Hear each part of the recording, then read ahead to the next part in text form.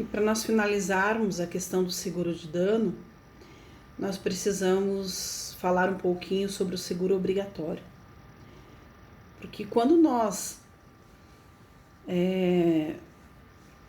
efetivamos o pagamento do seguro obrigatório, uma empresa,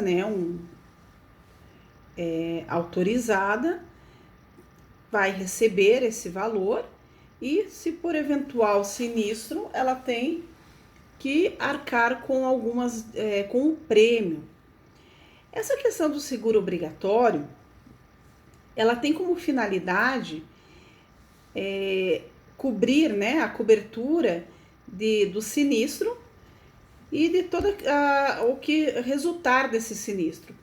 A questão de despesas médicas, morte ou a invalidez permanente, que é o conhecido DPVAT que todo mundo paga, Esse seguro obrigatório, quando ocorre o sinistro, que resulte numa despesa médica, ou resulte na morte de alguém, ou resulte na invalidez permanente, não se precisa fazer a apuração de culpa ou dolo.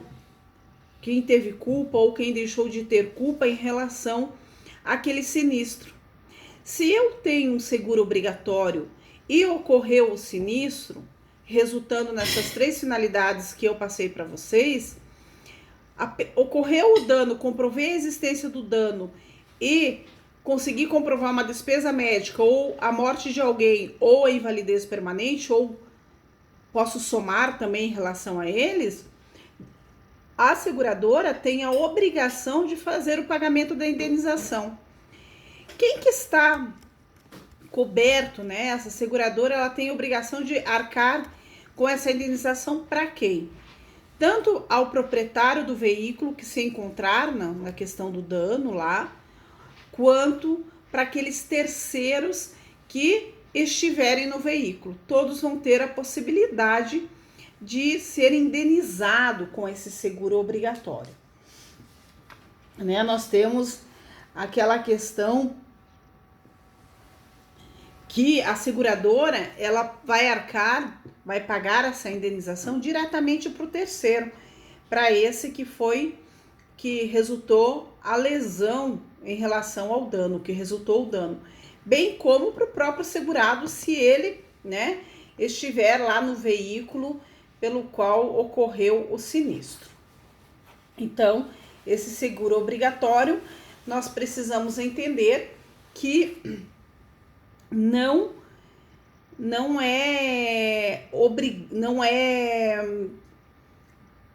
fugiu a palavra, vamos lá. Não é imprescindível a apuração da culpa. Então, somente ocorreu o dano, comprovou-se a existência do dano, a seguradora tem a obrigação de arcar com essa indenização. Outra situação que sempre que se questionavam, era a questão do terceiro ter que arcar com a questão o terceiro, que teve esse dano, ter que buscar a indenização do dono do veículo ou, de repente, daquele que causou o acidente. Não é necessário ele acionar o dono do veículo que ele estava ou que praticou o acidente, que veio resultar a morte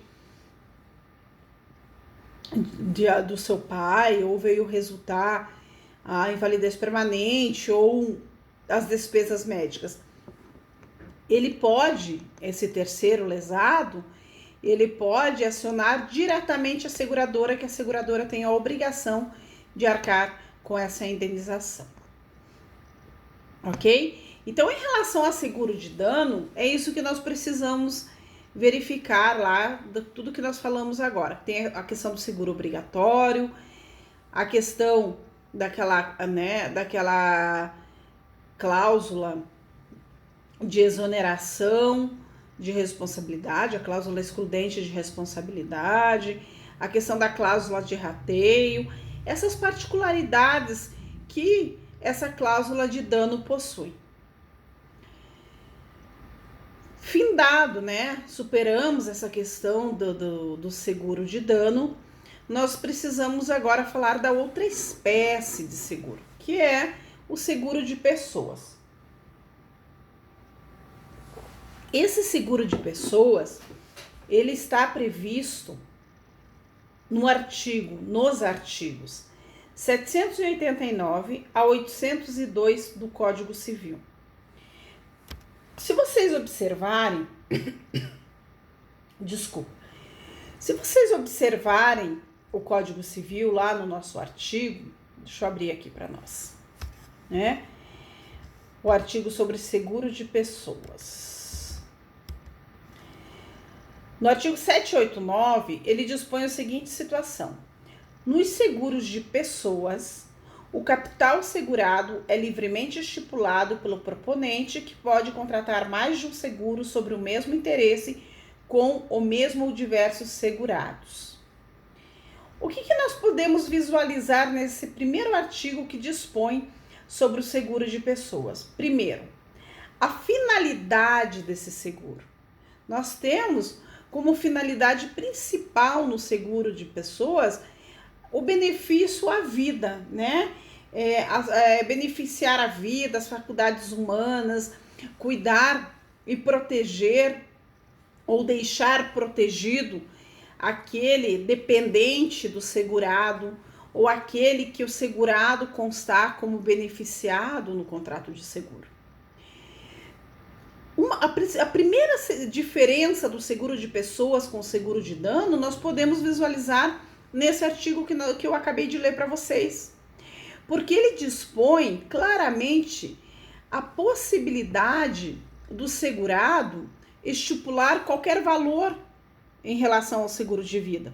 Diferente no seguro de dano, que no seguro de dano é vedado a estipulação de prêmio maior do que o valor do objeto segurado, né? Sobre pena de enriquecimento ilícito. Tanto que é vedado a questão de tornar indenizatório, né, de enriquecimento, de lucro no seguro de dano. Aqui no seguro de pessoa não existe essa vedação e não existe esse limite. A pessoa, o segurado, ele pode fazer quantos contratos de seguro ele quiser, de pessoa, né, com o valor que ele quiser. Ele pode... O que vai diferenciar no valor contratado é a questão do valor que ele vai ter que pagar para a seguradora. E a questão da vigência, lá do prazo de vigência, né? Então, essa é a primeira diferença que nós podemos encontrar no seguro de dano com o seguro de pessoa. Que o seguro de pessoa, além de não vedar, de não limitar esse valor pelo qual eu vou constar como prêmio, né, por esse seguro de pessoa, eu também posso fazer quantos contratos eu quiser. Lá no seguro de dano, eu posso fazer contrato com mais de uma seguradora. Porém, eu tenho que comunicar a anterior seguradora que eu já tenho um seguro contratado do valor que eu estou segurando. Eu não posso segurar o valor total se eu já tenho um valor total em relação àquele objeto, né? Eu só vou conseguir contratar em relação ao mesmo objeto com outra seguradora se o primeiro contrato de seguro for vigente, só que ele for proporcional, tipo 80% do valor do meu objeto. Aquilo que eu falei da cláusula de rateio. Aí eu posso, a diferença, contratar com outra seguradora. Diferente no seguro de pessoa, que eu posso contratar o valor que eu entender, né, que a seguradora venha me ofertar e com quantas seguradoras eu tiver a possibilidade ou o interesse de efetivar essa contratação. Eu posso realizar, ou a pessoa, né, pode realizar esse contrato de seguro constando um seguro de pessoa em que vai proteger, né, todos os riscos para si próprio, para mim, né, eu faço um seguro de vida da minha vida, ou eu posso fazer um seguro de pessoa da vida de outra pessoa. Eu quero fazer um seguro colocando como beneficiados os meus filhos mas o seguro de vida do meu esposo. Eu tenho possibilidade de realizar. A única situação ou exigência da nossa legislação, quando esse seguro sobre a vida de outra pessoa for realizada, aquele que vai estipular, aquele contratante, né, aquela pessoa que vai fazer o contrato de seguro de vida de outra pessoa, ela precisa comprovar ou declarar para a seguradora qual é o interesse que ele tem pela preservação de vida do segurado. Se eu vou fazer um contrato de seguro sobre a vida do meu esposo, ele presume-se esse interesse, né? Presume-se que eu tenha um interesse em preservar a vida do meu esposo, ou de um filho, de um pai, de uma mãe. E essas pessoas, cônjuge, ascendente, descendente e companheiro e companheira, esse interesse em preservar a vida, né, do segurado, ele já é uma questão de presunção, presume-se. Eu não vou precisar apresentar uma declaração que eu tenho interesse em preservar a vida ou existe um interesse na preservação da vida. Seria a exigência dessa declaração no caso de realizar um seguro de vida para uma amiga, né? Como segurado, colocar como segurado uma amiga, colocar como segurado uma pessoa que não esteja dentro das presunções do parágrafo único do 790. E é muito clara a legislação quando exige essa declaração de preservação de vida do segurado. Quando ele dispõe que essa declaração ela é ainda sob pena de falsidade. Eu tenho que demonstrar o porquê, qual é o meu interesse em ter um seguro de vida no nome de alguma pessoa, de contratar um seguro de vida para alguém. Porque eu posso contratar um seguro de vida para alguém e me colocar como beneficiária, porque eu não sou assegurada, né? Por isso dessa declaração. Então, quando nós falamos de seguro de pessoa, nós precisamos entender isso, né? Que tem a finalidade a preservação da vida, beneficiar a vida, que o valor não tem limite para o valor, isso decorre da vontade do segurado ou do contratante, né? E que também não existe uma limitação no número de seguros, né? Na quantidade de seguros que eu vou realizar em relação à pessoa, diferente do seguro de dano. Dentro desse seguro de pessoas, nós temos o chamado seguro de acidentes pessoais. Então, seguro de pessoa, nós temos seguros de acidentes pessoais, seguro de vida e o seguro de vida em grupos, tá? Que são os seguros que nós vamos visualizar. E também temos dentro, né, o seguro de sobrevivência ou total, que é eu digo que é uma forma de seguro de vida, mas ele tem uma particularidade que torna esse seguro como um seguro de sobrevivência ou total, que nós vamos ver essa particularidade quando formos falar com mais calma, com mais tranquilidade dessa espécie de seguro. Então, para vocês memorizarem, para vocês realmente entenderem. Seguro de vida, contrato de seguro, nós temos duas espécies, seguro de dano e seguro de pessoas.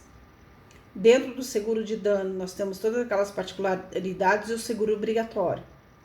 Dentro do seguro de pessoas, nós temos o seguro de acidente pessoais, nós temos o seguro de vida, nós temos o seguro de sobrevivência, ou também chamado de seguro total, e nós temos o seguro de vida em grupo. Tá? Então, essas são as subdivisões dentro das espécies seguro de dano e seguro de vida. Independente de qual espécie ou de qual subdivisão nós estivermos tratando ou trabalhando, nós precisamos entender que as partes contratantes, né, segurado, seguradora, se o próprio segurado for realizar o contrato de seguro, nós precisamos visualizar os elementos e os requisitos de validade, questão de capacidade, né? Então, nunca podemos esquecer que é um contrato, que é um negócio jurídico, que necessita dos elementos, os requisitos de validade do negócio jurídico constante no artigo 104 do Código Civil. Superado esse questionamento, essa situação, nós precisamos falar um pouquinho da espécie seguro de acidentes pessoais, que está dentro do seguro de pessoas. Então, vamos lá. Qual que é o objetivo desse seguro de acidentes pessoais? Aqui nós temos como risco o quê? Né? Estipulado como risco, determinado como um risco nesse seguro. Um acidente, né? Um acidente que a pessoa venha a sofrer. Então, o objetivo desse seguro de acidentes pessoais é garantir ao segurado, quando vitimado por um acidente, indenização em dinheiro, sempre em dinheiro. Tá? Quando ocorrer o quê? Invalidez permanente total ou parcial, indenização em relação às diárias de incapacidade temporária, indenização em relação à prestação de assistência médica e reembolso de despesas com assistência. O que significa isso? Eu estou organizando aqui o slide que a prestação de assistência médica ficou a prestação de assistência média. Então, deixa eu corrigir para quando encaminhar para vocês, esse slide não vá, né, com esse erro grosseiro aqui. Essa questão dos acidentes pessoais, ele é muito claro no seu objetivo, né? E qual é o sinistro ou qual é o risco que está coberto. O objetivo é proteger ou indenizar aquele segurado se por um acaso ele venha a sofrer um acidente. E qual é a cobertura desse seguro? Né? O que ele vai visualizar, o que ele vai analisar? Ele vai analisar se o segurado, em decorrência desse acidente, teve uma invalidez, pode ser permanente ou total ou parcial. Se ele teve uma incapacidade temporária, qual é o valor que ele perdeu, né? Qual é o valor que ele tem que ser indenizado. A prestação de assistência médica, se ele precisou, reembolso de despesas que ele já fez e agora ele quer o reembolso da assistência médica. Mas eu quero deixar muito claro para vocês que somente será devido essas indenizações se pactuados no contrato. Tem que especificar no contrato quais são as obrigações da seguradora, né? Olha, eu vou fazer um seguro de pessoa tendo como objeto acidentes pessoais. Em caso de acidentes pessoais, se resultar na incapacidade temporária, tanto. Se resultar numa incapacidade não sei do que, mais tanto, né? Então, nós precisamos sempre ter em mente que o segurador ou a seguradora, ela somente será obrigada por aquilo que realmente estiver estipulado no contrato. Caso contrário, ela não tem essa obrigação de indenizar. Ah, mas eu fiz um contrato de seguro de acidentes pessoais e eu achei que teria o direito de receber as despesas médicas. Não. A senhora só fez um contrato em que tem direito a receber uma indenização se tivesse uma incapacidade permanente total. Nada descreve no contrato a obrigatoriedade dos ressarcimentos em relação às despesas médicas, hospitalares. Então, sempre que eu for questionar um contrato de seguro de pessoa por acidentes pessoais, eu preciso obrigatoriamente observar quais são os riscos previstos naquele contrato, sob pena de não ter como cobrar, de não ter como exigir da seguradora, porque eu não deixei claramente expresso no contrato. Muitas vezes, eu achei que eu estava pagando o seguro que visualizava ou que cobria esse determinado risco. Não é eu achei, não existe uma interpretação extensiva. A seguradora, ela só vai ter obrigação de cumprir aquilo que está contratado. Então, quando vocês tiverem um cliente que vá no escritório de vocês solicitar uma análise de um contrato de seguro antes de realizar esse contrato, de efetivar, de assinar esse contrato, visualizem realmente, perguntem para o cliente de vocês o que realmente eles querem, né? Qual que é a intenção em assinar aquele contrato ou em contratar aquele seguro de acidentes pessoais? O que eles... sei lá, se de repente eu me machucar e tiver gasto com hospital ou com medicamentos, eu queria que a seguradora cobrisse. Vai olhar se tem isso no contrato, porque senão, se de repente acontecer, ele não vai ter direito, né? Dessa questão do contrato, não vai ter direito